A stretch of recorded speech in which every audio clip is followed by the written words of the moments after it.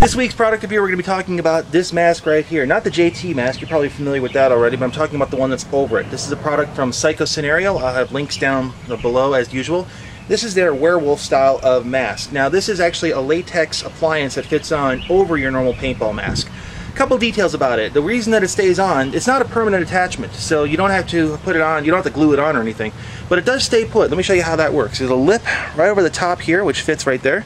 There's also a lip on the bottom side down there, which you can catch it right under the mask, and it stays put nicely.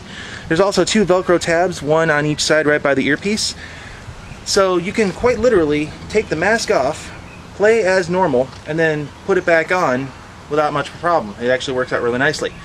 A couple things about it that I did notice. When you take a look at the mask online, you're looking at how those eye holes look, you're probably thinking it's going to take a lot of your peripheral away, and I found that it actually didn't.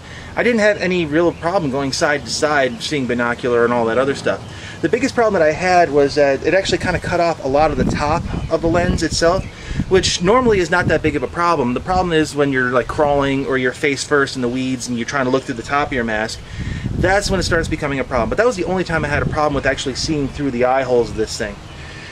Second couple of problems with it is, well, you get that latex smell that if you've ever had a Halloween costume that uses this stuff, you know what I'm talking about, but that's fairly easy to overlook.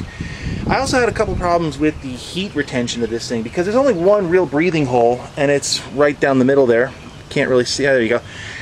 So it wasn't like I was incredibly overheating, but I was having a hard time. I could kind of feel the heat building up. I wasn't having a hard time breathing or anything like that, so that wasn't really a problem.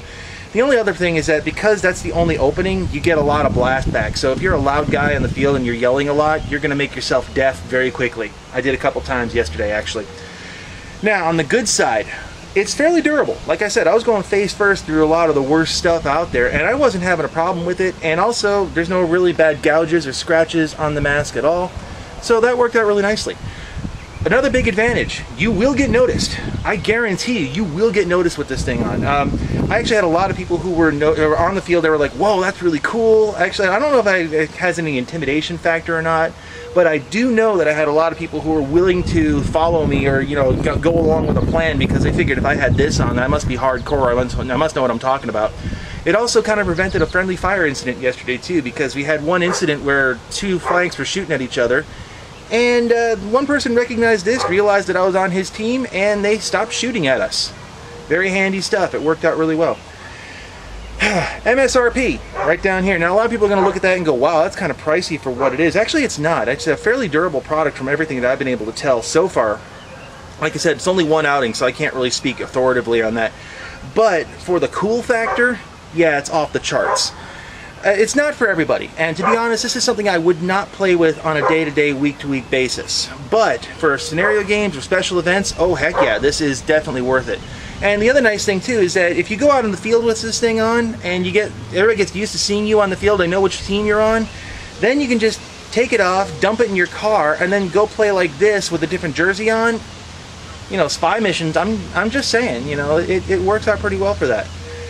So yeah, it's something that I would recommend if you're a scenario player. If you're just like a recreational player, I would also kind of recommend it if you want to be noticed. If you're a shy person, this probably is not a product for you, but if you really want to get noticed and you really want people to kind of, you know, pay attention to what you're doing, well, short of wearing a really flashy jersey, this will definitely do it.